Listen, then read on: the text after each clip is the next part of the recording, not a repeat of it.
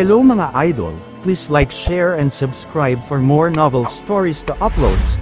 Diyos ng Digmaan, JC Entertainment. Kabanata 1651. Sa tabi ni brother mo, nakatayo ang isang lalaking disipulo mula sa Cloud Sky Sect.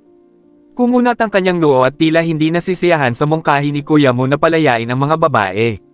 Spill it, ano ang mga terms mo? Tanong ng patronym ng Supreme Clarity Sect sa kabilang partido, kinagat ang kanyang pinkish na labi. Ang lalaki, na tinawag ng iba bilang brother mo, ay malamig na bumantong hininga bago sinabi ang kanyang mga termino, simple lang. Maliban sa matabang B** na iyon, lahat kayong mga babae ay maghuhubad ng damit at magsasayaw dito sa harapan nating lahat. Pagkatapos ay ililibre natin ang inyong buhay, paano na? Aha, kuya mo, magandang ideya iyan. Hahaha, maganda. Gusto ko ring masaksihan kung ano ang itinatago sa ilalim nitong mga maharlika at mapagpanggap na babae ng Supreme Clarity Sect. Nakakatuwang makita silang sumasayaw, haha. Tumawa ng malakas ang lalaking disipulo noon nang marinig ang mga tuntunin at kondisyon ni brother mo. Nag-aalab ang pinanibik sa kanyang mga mata. Managinip ka, mga B** starred. Kami, ang mga disipulo ng Supreme Clarity Sect, ay mas gugustuhin pang mamatay kaysa gawin ang ganoong bagay. Galit na galit ang babaeng patronym matapos marinig ang mga katagang agad na pumuti ang mukha. Ang mga kahilingan mula sa mga asno na ito ay sobrang sobra. Hindi namin gagawin. Noon pa man ay alam ko na ang mga disipulo ng Cloud Sky Sect ay walang kahihiyan at walang dignidad, ngunit hindi ko akalain na magiging ganito kakawalanjiya. Ang babaeng disipulo, na natuwa sa ideya ng kabilang partido na palayain sila ngayon, nanginginig sa galit at hindi paniniwala. Noong una, inakala niya na hihingin lamang ng kabilang partido ang martial resources na kanilang nakolekta tulad ng Spirited Stone o damo, saka sila maliligtas. Gayunpaman, kakaunti ang inaasahan nila para sa kabilang partido na hilingin sa kanila na gawin ang ganoong bagay. Kung iyon ang kondisyon, mas gugustuhin niyang mamatay.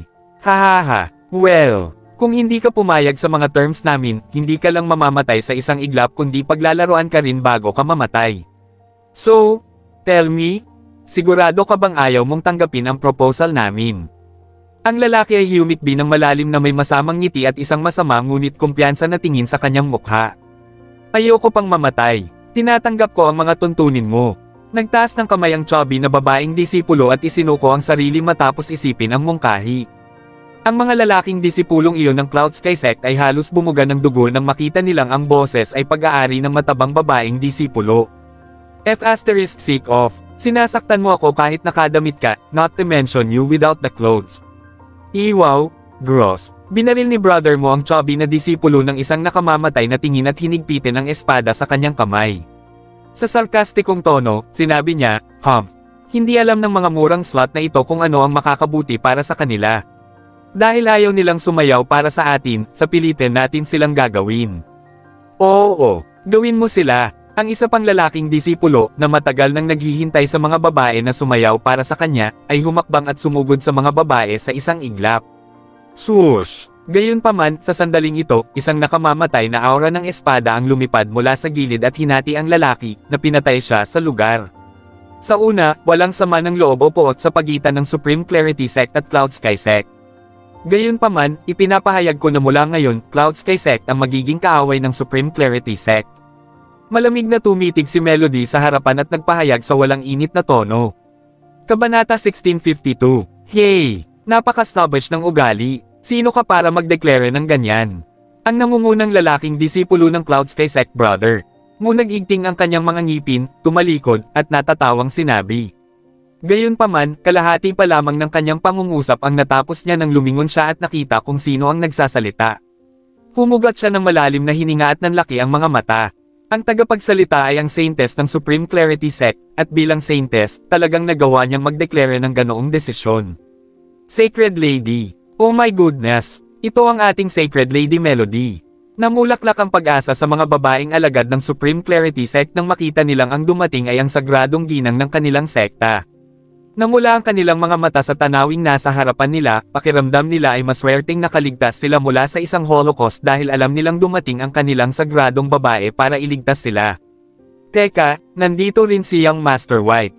Salamat sa Diyos. Napansin ng ilan sa kanila ang katabi ni Melody, si Jack iyon. Puno sila ng pag-asa ngayon. Higit pa rito, mukhang maganda ang relasyon ni na Jack at Melody, at hanggat nagpasya si Jack na tulungan sila, wala sa mga B***starred na iyon mula sa Cloud Sky Sect ang mabubuhay sa buong araw. Pagbati, Young Master Jack at Sacred Lady Melody. Ang alagad ng Cloud Sky Sect ay awkward na tumawa bago ngumiti sa kanyang mukha at sinabing, nagbibiro lang kami sa iyong mga disipulo. Huwag mong isapuso ang aming mga biro.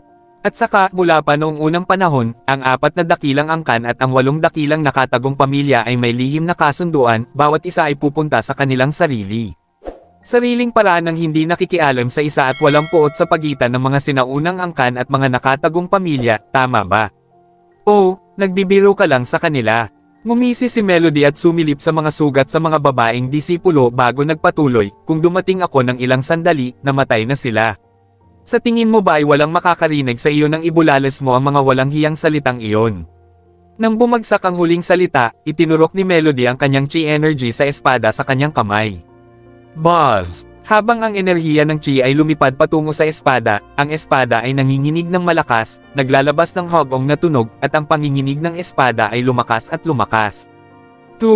Tumakbo. Natural na alam ng mga disipulo ng Cloud Sky Sect kung gaano kalakas si Melody.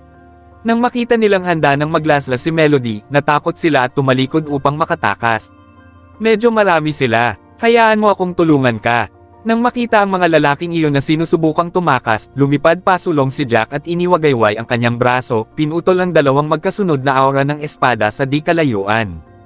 Boom boom boom!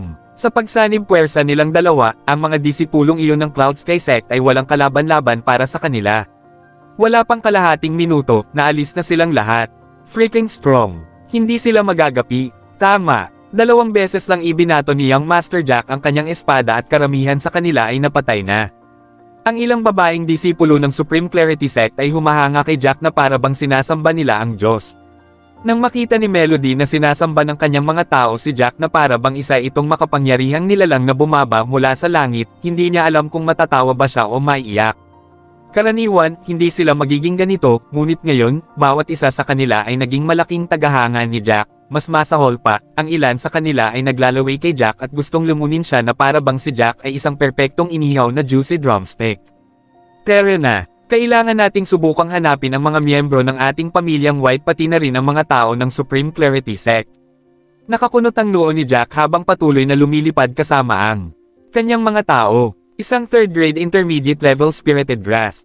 Matapos lumipad sa ilang sandali, nakita ni Jack ang isang 3rd grade intermediate level spirited grass, saka siya dumilat sa harap ng damuhan at binunot iyon. Mahirap makahanap ng ganoong kayamanan sa labas ng kapirasong lupang iyon, at hindi niya inaasahan na makakatagpo siya ng ganoong kayamanan pagkatapos gumala ng ilang minuto. Kabanata 1653. Umugang. Gayunpaman, nang mapupulot na ni Jack ang masiglang damong iyon, isang nakakatakot na nagninangas na tigre ang tumakbo palabas. Sa malawak na pagbuka ng panga, sinuntok nito si Jack at nagdere ng bolang apoy mula sa bibig nito patungo kay Jack. Pumunta ka sa impyerno. Habang ang lahat ay nag-aalala para kay Jack, bigla siyang tumigil sa paggalaw, pagkatapos ay sa isang mabilis na pagkurap, lumitaw siya sa itaas ng napakalaking nagninangas na tigre at binasag ang ulo nito gamit ang kanyang kamao. Boom! Isang mapurol na kalabog ang umalangaw-ngaw, at ang dambuhalang nagninangas na tigre ay bumagsak ng husto sa lupa, na bumubuo ng isang malalim na hukay sa ibabaw ng lupa. Ang mga bitik ay kumalat mula sa malalim na hukay at umabot sa 3 metro ang haba, na nagpapakita ng napakalakas na lakas ni Jack. Ang napakalaking tigre ay nagpumiglas at namimilipit ng ilang segundo sa malalim na hukay, pagkatapos ay nahigi ng walang buhay. Swoosh! Matapos wakasan ng tigre, saka lang lumipad si Jack at nabunat ang masiglang damo. My goodness, napaka-decisive at accuracy ng strike niya. At saka, pakiramdam ko ang halimaw na hayop na ito at least nagtataglay ng lakas ng True God peak level. Tinapos niya lang ba ito sa isang suntok? Nakatitig sa likod ni Jack, ang mga mata ni Melody ay nasa ulirat. Ang isang babaeng disipulo, sa kabilang banda, ay hindi naiwasang sumimangot, at hinayla si Melody sa gilid bago sinabing, Saintess Melody, alam kong mas ligtas para sa atin na maglakbay kasama si Jack at ang kanyang grupo. Alam ko rin na mas marami tayong tao kaysa sa kanya, ngunit hindi tayo makakamit ng anumang pakinabang kung susundin natin siya. Ang lalaking iyon ay may mataas na antas ng kanyang kapangyarihan, at ang kanyang espiritual na kakayahan, ang pagsinghot ng kayamanan ay tiyak na mas makapangyarihan kaysa sa atin. Dito, Huminto muna siya bago nagpatuloy, talagang mas ligtas ang paglalakbay kasama siya, ngunit mas mabilis niyang makukuha ang mga kayamanan bago pa tayo magkaroon ng oras para makapag-react. Kung magpapatuloy ito, wala tayong makukuhang anumang benepisyo. At saka, hindi lang spirited grass ito, paano kung may isang uri ng kayamanan o martial technique lang na makatutulong sa atin na makalusot doon? Ito, ano ang mangyayari? Kumunat ang noo ni Melody nang marinig ang sinabi ng alagad. Talagang may kabuluhan ang sinabi niya. Bagamat mabait si Jack sa kanila at nailigtas ang kanilang mga buhay, miyembro pa rin siya ng pamilyang puti kung tutuusin. At kung mayroon lamang isang martial technique na nagpapahintulot sa isa na makalusot sa Ultimate God Realm, hindi niya akalain na hahayaan siya ni Jackie na magkaroon nito pagdating ng oras na iyon. Gawin natin ito. Nang lumipad si Jack pabalik sa crowd, nilapitan ni Melody si Jack, ang awkward ng galaw niya. Young Master Jack, salamat sa pagligtas sa buhay ko.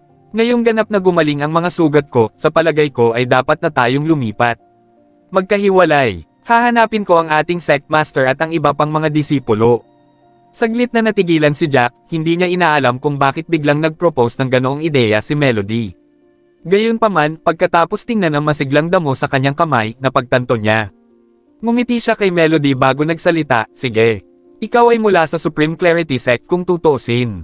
Pagkatapos mong makipagkita sa iyong mga tao, mangyaring ipaalam din sa kanila ang tungkol sa Bloodshed Clan, upang ang lahat ay maging mas maingat sa lugar na ito.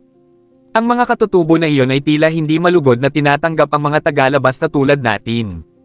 Oo naman, salamat sa pagpapaalala sa akin. Pagkatapos, aalis na tayo. Tumanggaw si Melody. May ilang pag-aatubili sa kanyang mga mata, ngunit umalis pa rin siya sa grupo kasama ang kanyang mga tao. Saintess Melody, iniligtas ni Young Master Jack ang buhay natin at hindi man lang niya iniisip na mahina tayo. Hindi siya natatakot na maging pabigat tayo sa kanya, bakit hindi natin siya samahan? Ang galing niya sa pakikipaglaban, hindi ba mas ligtas kung maglakbay tayo kasama siya? Pagkatapos ng ilang sandali ng pag-iisip, ilang mga disipulo ng Divinity Pavilion ang nagtanong kay Melody, ang kanilang mga mukha ay hindi nasisiyahan.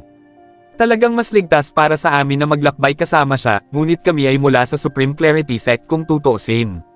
Mayroon kaming sariling landas upang maglakbay. At saka, kung magpapatuloy kami sa paglalakbay kasama si Jack at ang kanyang grupo habang naghahanap ng isang kayamanan o isang paraan na nagpapahintulot sa mga tao na makapasok sa Ultimate God Realm, ito ay magiging mahirap. Ang mapayapa at maayos na relasyon sa pagitan namin ng panahong iyon ay mawawasak. Ang alagad na tumabi kay Melody at sinabi sa kanya ang teoryang ito, ay tumayo at nagpaliwanag sa iba bago maibuka ni Melody ang kanyang Kabanata bibig. 1654. Maraming babaeng disipulo ang nalungkot sa kanilang mga puso, halatang gustong maglakbay kasama ang kanilang idolo Jack, ngunit naunawaan din nila ang sitwasyon, may saysay ang sinabi ni Melody at ng isa pang disipulo, tutal hindi naman sila galing sa iisang angkan, kaya kung patuloy nilang susundan si Jack sa paligid, tiyak na hindi matutuwa ang kanilang sect master dito. Bakit sila umalis? Hindi maiwasan ni Selena na sumimangot sa pag-alis ni Melody, naguguluhan ang ekspresyon nito. Hindi ba mas ligtas para sa kanila na maglakbay kasama natin? Gayunpaman, binalikan ni Jack si Selena ng mapait na ngiti. Kung tutuusin, kami ay mula sa iba't ibang angkan. Kami ang pamilyang puti at sila ay kabilang sa Supreme Clarity Sect. Not to mention na ang mga tao mula sa 4 Great Ancient Clans ay palaging minamaliit ng mga nakatagong pamilya na tulad namin. Kaya, nakakahiya para sa kanila na sumunod sa amin at magtago sa ilalim ng aming mga pakpak para sa proteksyon.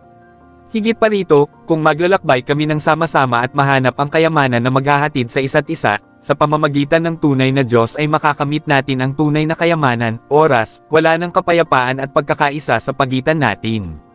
Sa wakas ay naunawaan na ni Selena ang pinagbabatayan ng kanilang pag-alis. Oh, kaya ayon. Hindi kanila kayang makipagkompetensya sa paghahanap ng mga kayamanan at pag-agaw sa kanila. No wonder umalis sila. Hehe, let's go. We have to find our people. At saka, nakaka-inconvenient para sa amin na mag-travel kasama ang isang grupo ng mga babae. Plus, kapag may gusto kaming pag-usapan, kailangan namin maging aware sa presensya nila. Kaya mas mabuti na maghiwalay na lang kami. Hindi naman sila ang puti. Napangiti si Nash at nagpahayag ng kanyang iniisip. Pagkaraan ng ilang sandali sa paglalakbay sa langit, nakahanap si Jack at ang iba pa ng isa pang 3rd grade premium spirited grass, at malinaw na naalala ni Jack mula sa sinaunang tomo na ang spirited grass ay isang oiliary material na kailangan para sa paggawa ng 3rd grade premium alchemical pill. Ito ay mahusay, ito ay napakahusay. Ang enerhiya ng chi sa lugar na ito ay pambihirang mayaman at siksik. Kaya, pangatlong baitang masiglang damo ay karaniwan dito ngunit hindi sa labas. Halos imposibleng makakita ng ikatlong baitang masiglang damo sa labas. Lumiwanag ang diwa ni Jack, namumulaklak ang pag-asa sa kanyang mga mata. Sa sapat na masiglang damo at materyales, magkakaroon ako ng mas maraming pagkakataon na magsanay sa paggawa ng mga third grade na table task. Tanging sa pagkakataon na magkaroon ng sapat na materyal upang patuloy na lumikha ng mga table task, magkakaroon ako ng posibilidad na magtagumpay at magagawa kong patuloy na mapabuti ang aking sarili. Hinigpitin niya ang mga kamao at nagsalita. Napakunot ang noo ni Selena nang marinig ang sinabi ni Jack. Pero, mahal, ngayon ay hindi ka pa nakakapagpino ng second grade pill, at kailangan natin ng fourth grade pill para iligtas ang buhay ko. Not to mention about the treasure of the Crystal Cloud Clan, malabong maibigay nila ito sa atin ng madali. Sigh. Pakiramdam ko, masyadong mahirap at napakaikli ng isang taon. Mabilis ang panahon. Malapit nang matapos ang second grade pill, kaya lang wala akong panahon para pinuhin ito nitong mga ilang araw. Huwag kang mag-alala, mahal. Ang kailangan nating gawin ngayon ay makapasok sa Ultimate God Realm sa lalong madaling panahon, at pagkatapos ay mangolekta tayo ng mas masiglang damo at mga materyales na maaaring lumikha ng mga table task. Kapag mas tinitipon natin ang mga item na ito, mas malaki ang pagkakataon natin.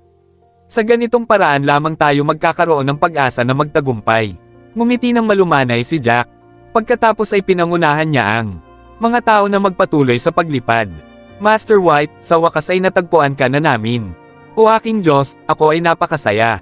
Pagkaraan ng ilang sandali na lumipad sa himpapawid, si Jack at ang grupo ay bumangga sa maraming tao. Ito ay sina Kenneth, Titus, at ilan sa mga miyembro ng pamilyang White. Great! Great! Mukhang hindi malayo ang iba dito. Ituloy natin ang paghahanap sa ating mga kababayan. At may mga ingay na nag-aaway kung saan-saan sa lugar na ito, mukhang medyo marami ang mga halimaw dito. Gayon din, ang mga tao ay nagsisimula ng mga agaw ng mga kayamanan. Napakamot ng ulo si Nash sa sinabi niya. Oo, napakaraming kayamanan dito. Ang presensya lang ng third grade spirited grass mismo ay nagdulot ng maraming angkan at pamilya na nag-aaway para dito.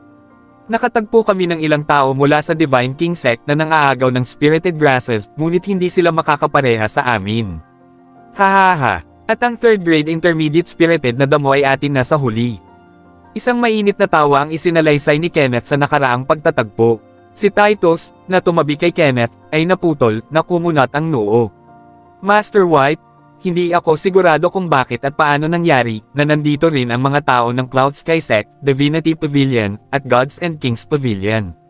Nakasalubong namin ang ilan sa kanila habang papunta kami dito, at syempre, pinatay namin sila. Oo, medyo komplikado ngayon. Kunin ang bundok na iyon doon bilang sentro ng lugar na ito, at sa palagay ko ay malapit din dito ang iba't ibang pasukan. Isa pa, may katutubong clan na tinatawag na Bloodshed Clan na naninirahan dito. Napakamot ng ulo si Nash habang nagsasalita.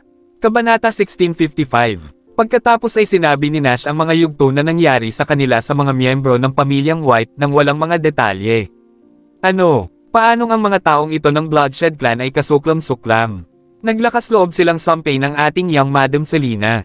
Bumilis ang galit sa kanyang ugat at humigpit ang kanyang mga kamao habang pinagmamasdan ni Kenneth ang bukol ng itim na laman sa mukha ni Selena. Si Selena ay sikat sa kanyang kagandahan, at ang pagkakaroon ng isang malaking itim na bahagi sa kanyang mukha ay halos nawasak ang kanyang perpektong mukha. Nagalit ang lahat sa iniisip pa lang. Ang pinakanakakabigo na bahagi ay na mayroon lamang isang taon upang alisin ang sumpang ito, kung hindi ito tinanggal, mamamatay si Selena. Ang bagong natutunang impormasyon na ito ay nagpasabog sa kanila sa galit. Wala tayong magagawa sa ngayon. Hindi natin alam kung gaano kalakas ang Bloodshed Clan na ito, ang pinakamahina nilang mga disipulo ay malamang na nasa Ultimate God Realm, at tiyak na mayroon pa silang ilang lalaki na nasa Soul Penetrating Realm. Wala tayong kakayahang lumaban para labanan sila ngayon kahit na gusto natin. Isang mapait na ngiti ang sumilay sa mukha ni Nash nang magsalita ito. Ang mga miyembro ng pamilyang White ay nagpatuloy sa paghahanap ng masiglang damo. Sa gabi, nakahanap si Jack at ang grupo ng ilang third grade spirited grass. Bagaman hindi sila nakahanap ng ikaapat na baitang, nasiyahan sila sa kanilang mga natuklasan. Pagkatapos ng lahat, ang mga masiglang damong ito ay nasa ikatlong baitang premium na antas. Siyempre, Sa kanilang paghahanap para sa masiglang damo, sila ay tumakbo sa mga disipulo ng Flying Eagle Sect. Gustong agawin ng mga disipulong ito ang masiglang damo mula sa mga miyembro ng pamilyang White. Gayunpaman, nakita sila ni Jack at pinatay sila sa loob ng ilang segundo. Ang pamilyang puti ay unti-unting lumakas at lumaki nang makatagpo sila ng ilan pang miyembro ng pamilya. Sa gabi, ang grupo ay nagsindi ng apoy sa labas ng isang kuweba, habang si Jack ay nanatili sa loob ng kuweba upang pinuhin ang mga second-grade premium na table task.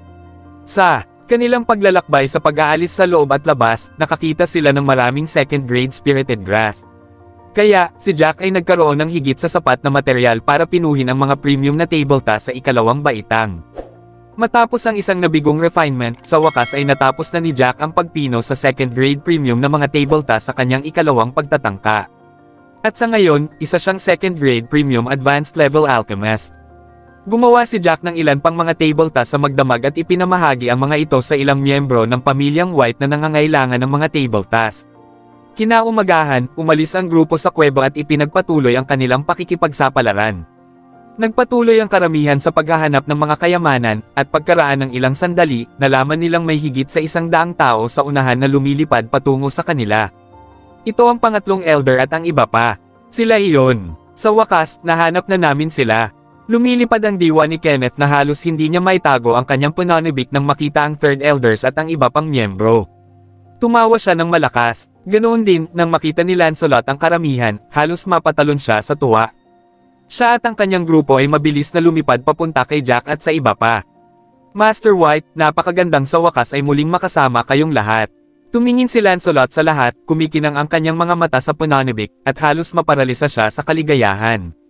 Gayunpaman, ang pananibik ay tumagal lamang ng ilang sandali bago nagdikit ang kanyang noo. Master White, may tunay na masaganang kayamanan sa kagubatan na ito. Ang gubat na ito ay dapat na isang treasure hunting hotspot, at pinaghihinalaan ko na mayroon ng isang tao na nakalusot sa Ultimate God Realm. Kabanata 1656. Gumapang ang awkward expression sa mukha ng lahat nang marinig ang mga salita ni Lancelot. Ilang beses na kumaibot ang mga bunganga nila sa balita. May nakalusot na sa Ultimate God Realm ng ganoon kabilis. Lancelot, totoo ba yan? Sino yun? At ano ang ginamit ng taong yun para makalusot? May spirited fruit ba yun? Unang nag-react si Nash, humakbang siya at nagtanong. Master White, hindi ito isang spirited fruit kundi isang martial art technique. Nabalitaan ko na ang taong iyon ay si Master Zachary. Sa ikalawang araw pa lamang pagkatapos niyang pumasok at ang kanyang mga tauhan sa lugar na ito, nakakita siya ng martial art tome at nakuha niya ang teknik doon. At sa lalong madaling panahon, nakapasok siya sa Ultimate God Realm. Naging mapagmataas at egotistical siya pagkatapos na makapasok sa mga pinakasikat na Diyos at mga mapagkukunan ng Shi, ang pamilya Cabello. Sagot ni Lancelot, isang binata ang sumigaw, ang kanyang tono ay natatakot, nakita namin ito mula sa malayo, kaya agad kaming nagpaikot-ikot at lumipad palayo. At isa pa, nalaman namin ang isang bagay tungkol sa Ultimate God Realm. Kapag ang isa ay pumasok sa realm na iyon, ang Chi energy na ginagamit niya ay magdadala ng kulay ginto. At ang attack power ng Golden Chi Energy na ito ay tila ilang beses na mas malakas at mas marahas kaysa sa aming Chi Energy. Oo, alam namin ito. Napaangat ang ulo ni Nash na nagpapakitang nakikinig siya at may mapait na ngiti sa kanyang mukha. Nalaman mo ang tungkol dito. Paano mo nalaman? May nakilala ba kayong malakas na tao na may totoong God peak level na nakapasok din sa Ultimate God level? Nagulat si Lancelot sa reaksyon ni Nash. Teka lang. Ito, anong nangyari kay Young Madam Selina? Noon lang napansin ni Lancelot ang itim na butik sa magandang mukha ni Selina, nakasimangot na sabi niya agad. Sigh, mahabang kwento. Kinailangan ni Nash na magsimulang muli, isinalaysay ang pangyayari sa iba pang miyembro ng pamilyang White. Ay nako, may mga katutubo ba dito? Holy moly, dapat yung mga taong yun ang matagal nang pumasok diba? Ibig sabihin din niya na Bloods Asterisk Clan, what's over, may mga taong may power of soul penetrating level. Nagulat si Lancelot pagkarinig nito. Oo, dapat mayroon silang mga tao na may mga antas na tumatagos sa kaluluwa, ngunit hindi lahat sa kanila ay may napakalakas na paglilinang, hindi posible na lahat sila ay nasa pinakamataas na antas ng Diyos. Ang mga katutubo na iyon, na nanirahan dito sa mahabang panahon, ay magkakaroon ng kanilang mga supling at ang kanilang mga supling ay tiyak na hindi ipinanganak na may mga lakas ng pinakamataas na antas ng Diyos. Ang antas na tumatagos sa kaluluwa ay nagbibigay daan sa mga tao na mabuhay hanggang sa 50 taon na ang nakalipas, at hulaan ko na ang mga tao na mabubuhay hanggang sa 50 taon na ang nakalipas, wala na. Maliban na lang kung may mas mataas na antas ng cultivation. Nahulaan ni Jack pagkatapos niyang pag-isipan ang bagay na iyon. Tama ka, maaaring maraming cultivators ng Grandmaster o Martial Artist level sa mga nakababatang henerasyon. Kung ang bawat isa sa kanila ay Ultimate God level, talagang magulo. Mukhang galit ang mga native na iyon sa mga tagalabas. Buti na lang at dalawa ang napatay ni Young Master Jack. Hehe, kung hindi, para sa makapangyarihang husay sa pakikipaglaban ni Young Master Jack, bumalik na sana ang dalawang katutubo sa kanilang angkan at magsusumbong sa kanilang amo tungkol sa atin. At magkakaroon tayo ng malaking problema. Si Lancelot at ang iba ay napuno ng emosyon sa sandaling ito. Ang lugar na ito, ang kagubatan na ito, ay talagang puno ng mga pagkakataong makalusot sa Ultimate God Realm. Oo, tama. Young Master Jack, nakakuha kami ng ilang third grade spirited na damo sa nakalipas na 2 araw. Mangyaring tingnan at tingnan kung mayroong anumang angkop na damo na magagamit mo para sa alchemy. Kung mayroon man, panatilihin ang lahat ng ito. Kabanata 1657. Biglang nagningning ang mga mata ni Lancelot nang may pumasok sa kanyang isipan. Gamit ang isang pitik ng kanyang palad, kumuha siya ng ilang third grade spirited grass. Salamat! Matapos suriing mabuti ang masiglang damo, pumili si Jack ng 2 sa kanila at itinago ang mga ito sa kanyang martial ring. Isa akong second grade advanced level alchemist, at magpapatuloy ako sa paglikha at pagpipino ng third grade elementary level alchemy pagkatapos ng ilang araw. Young Master Jack, nagawa mong pumatay ng 2 mandirigma ng first grade ultimate god level, kaya nagpahiwatig din ito na hindi tayo dapat matakot para sa pamilya Canmore kapag nasagasaan natin sila. Tanong ng isang batang mandirigma ng pamilyang puti. Baka sa mga mata niya ang excitement. Mahirap sabihin. Ang bawat tao ay nasa isang karera laban sa oras ngayon. Ang pambihirang tagumpay sa Ultimate God Realm mismo ay maaaring mas mahirap, ngunit kapag nagawa mo na ang tagumpay, ang iyong chi energy ay magiging mas mayaman at lalakas. Hindi pa banggitin na mayroong maraming mga third grade spirited grasses dito. Kaya, kung si Master Zachary ay gagamit ng masiglang damo at sanayin ang kanyang sarili ng desperado, madali siyang makapasok sa pangalawa o tunay na Diyos. Napangiti si Jack, at nagpaliwanag, bukod dito, totoo na pinatay ko ang 2 taong iyon, ngunit pinatay ko sila ng hiwalay, at ito ay isang palihim na pag-atake. Kaya, ayon sa aking sariling pagsusuri at pagtatansya, kung ako ay makakatagpo ng mga individual ng first grade Ultimate God Realm, maaari akong magkaroon ng pagkakataon na talunin sila, ngunit kung ang kalaban ay nasa ikalawang baitang, hindi ako masyadong sigurado sa kalalabasan.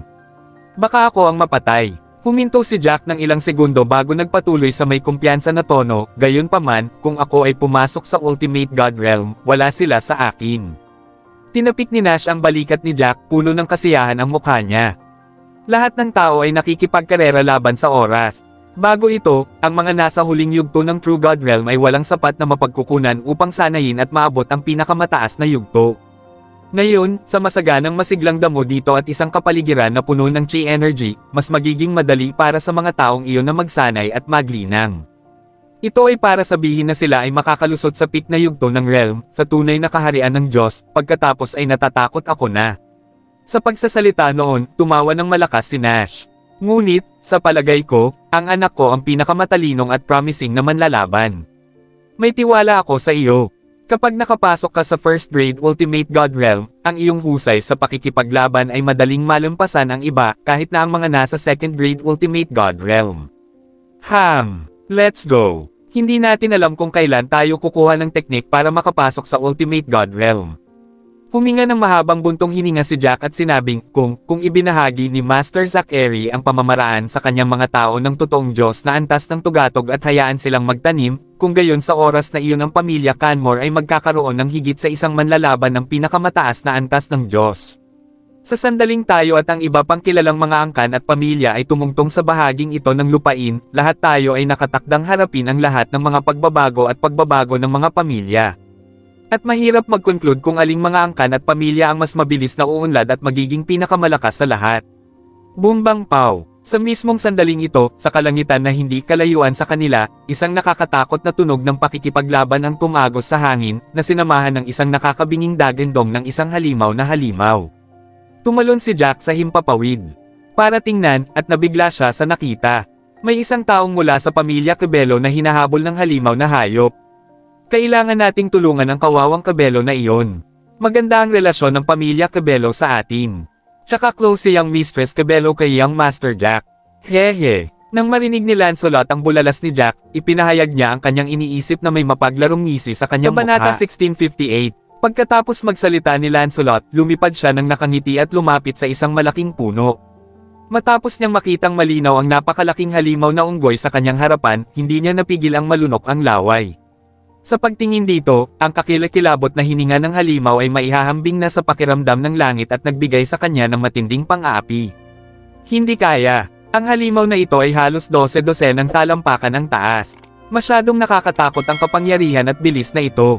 Lumipad din si Nash. Matapos tingnan ito mula sa malayo, ang kanyang mukha ay tinawag na isang madilim na mukha. Agad siyang tumingin ng matalim kay Jack, na nagsabing, "Jack, napakalakas ng halimaw na ito. Natatakot ako na baka hindi ka kalaban nito." Sumimangot si Jack at saka sinabing, "Kahit hindi ko matalo, hindi dapat ako mahirapan na hawakan ito. Ilang saglit, isama mo muna ang mga taga-Cabello. Kung nakita mo ang bundok na malayo sa harap, maaari tayong magtipon doon."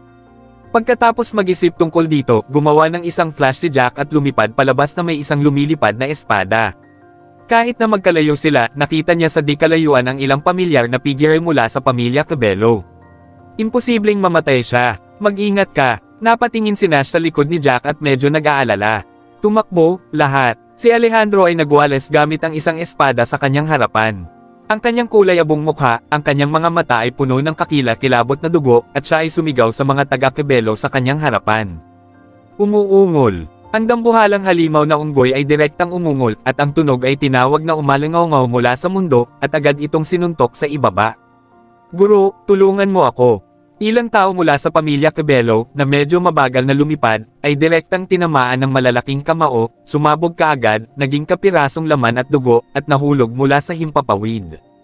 Boom! Boom! Ang pag-atake ni Alejandro at Daniela ay bumagsak sa napakalaking halimaw. Gayunpaman, ang katawan ng halimaw na ito ay hindi lamang sobrang taas, ngunit matigas din at katulad, kaya ang pag-atake ng dalawa ay nag-iwan lamang ng dalawang maliit na butas sa kabilang panig. Dalawang hiwa, bawat 20 cm ang haba, tulad ng isang sugat. Kung ito ay papalitan ng isang mas maliit na halimaw, ito ay dapat na lubhang kakila-kilabot. Gayunpaman, para sa malaking halimaw na ito na maihahambing sa langit, ito ay wala sa lahat. Sa ibang lugar, maraming sugat, unti-unting tumagos ang dugo mula roon, at ang sakit ng katawan ay ikinagalit ng halimaw na nasa harapan nito at muli itong umungol ng labis. Umuungol. Matapos patayin ang ilang pamilyang Cabello sa isang suntok, ang dambuhalang halimaw ay biglang tumingkayad at direktang tumalon sa kalangitan na halos 100 talampakan ang taas. Pagkatapos ay pinalo niya ang kanyang kamao at tinamaan si Daniela sa ibaba. "Hindi, Daniela, tumakbo ka." Nang makitang dumiretso ang halimaw kay Daniela, nagulat si Alejandro at napasigaw kaagad. Huminto siya, at ang kakilakilabot na espiritu ng espada ay dumiretso sa halimaw at pinutol ito, sinusubukang akitin ang atensyon ng halimaw at akitin ang halimaw sa kanyang sarili. Sa kasamaang palad, matapos mahulog ang sword gas sa higanting unggoy, tuluyan na itong hindi pinansin. Walang umiwas at binuhat ito pababa. Diretso pa rin ang malaking kamao kay Daniela. Hindi. Nang makita ang malaking kamao ng unggoy, palapit ito ng palapit kay Daniela. Namula ang mga mata ni Alejandro, at halos tumulo ang luha. Bago iyon, 12 ng mga taong Cho ang napatay ng higanting unggoy. Ngayon ang kanyang anak na babae ay mamamatay sa mga kamay ng halimaw na ito. Puso ni Alejandro talagang tumutulo ang dugo. Hindi. Tumangala si Daniela, at tumingin sa malaking kamao. Puno ng takot ang mga mata niya, nakakatakot ang mukha niya. "Jack, magkita-kita tayo sa kabilang buhay."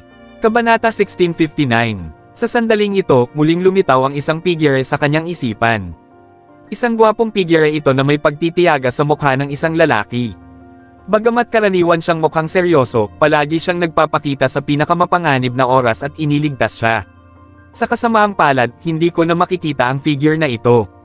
Papalapit pa lang ng palapit ang kamao sa kanya, mahigit 10 metro lang, nakita ni Daniela ang isang madilim na anino na kumikislap, at direktang sinuntok ang kalaban. "Sino yun? Hindi ba't para patayin ka para labanan ang halimaw na ito?" Nang makita ang figurang ito, pumasok sa isipan ni Daniela ang ganoong ideya. Ang tanging nasisigurado niya ay medyo malayo ang kanyang ama. Obviously, wala siyang oras para magmadaling tumulong pero hindi niya alam kung sino ang biglang tao. Sa sumunod na segundo, talagang nalaman ni Daniela na napakapamilyar ng figurang ito. Hindi nagtagal ay bahagyang nanginig ang kanyang puso dahil ang figurang ito ay ganap na isinama sa figurang nais niyang makita ang huling bahagi sa kanyang puso. Jack, parang panaginip din si Alejandro sa di kalayuan.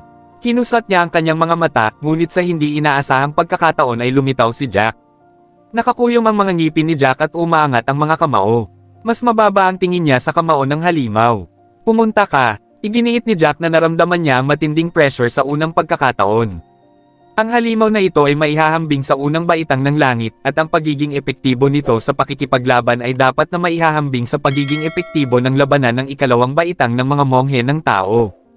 Huwag na nating pag-usapan ang tungkol sa kung ano paman, at least ang lakas na ito ay dapat na maihahambing sa pisikal na lakas ng ikalawang baitang monghe ng mga tao. Tumalikod siya at sinigawan si Daniela, nagngangalit ang kanyang mga ngipin, at ang kanyang mga mata ay puno ng isang uri ng kabaliwan. Ikaw, mag-ingat ka. Alam ni Daniela na kung mananatili siya, tiyak nakakalagkarin lang niya si Jack pababa. Mabilis siyang lumipad sa tabi ng kanyang ama at lumingon paminsan-minsan. Nagulat sila ni Alejandro. Pansamantalang hinarang ni Jack, ang lalaki, ang kakilakilabot na suntok ng dakilang unggoy. Mystery, tumakbo ka. May isang matanda na mabilis na lumipad kasama si Daniela, at sa wakas ay dumating kay Alejandro at sa iba pa. Dad, paano si Jack? Siguradong hindi siya mag-isa ang kalaban. Mukhang nag-aalala si Daniela. Ang hitsura ni Jack ang nagligtas sa kanya, ngunit ayaw niyang mamatay si Jack dito para iligtas siya.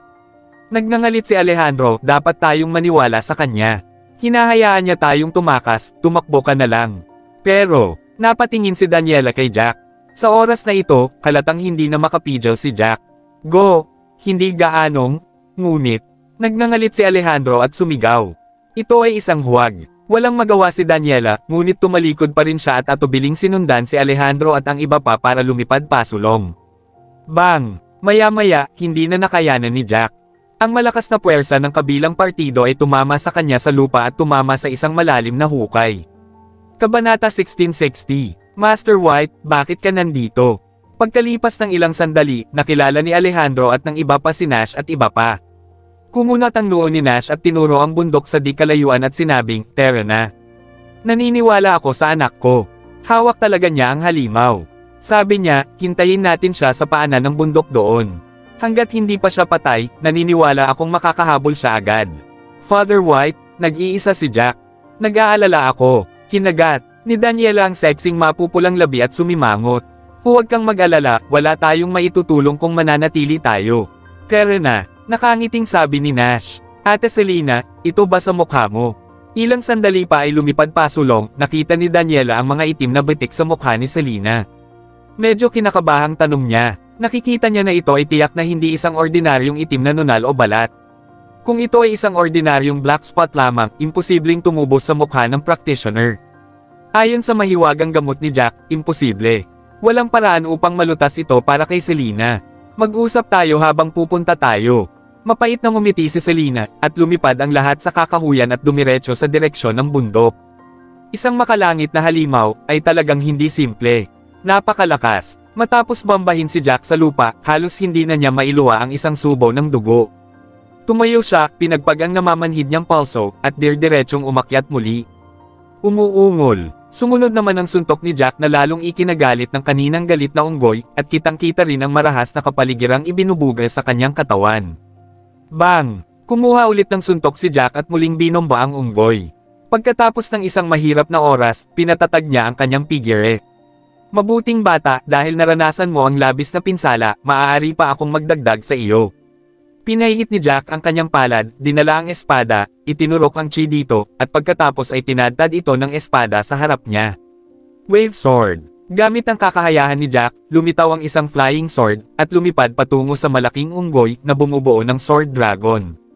Umuungol. Nang makita ng higanting unggoy ang isang kakilakilabot na pag-atake ni Jack, ang kanyang malalaking braso ay patuloy na kumakaway, at hindi nagtagal ay tumama ang isang lumilipad na espada at naging pulbos. Gayunpaman, napakaraming lumilipad na espada. Mayroon pa ring bahagi ng lumilipad na espada, na direktang damapo sa malaking unggoy, muling pinasabog ang mga siwang sa katawan nito. Gayunpaman, ang mga bakanting ito na dulot ni Jack sa dakilang unggoy ay halatang mas malaki kaysa sa uri ng pinsalang dulot ni Alejandro at ng iba pa noon. Ang mga sugat ay tila nakakagulat, at patuloy na umaagos ang dugo mula doon. Please subscribe and hit the notification bell for more novel stories. JC Entertainment.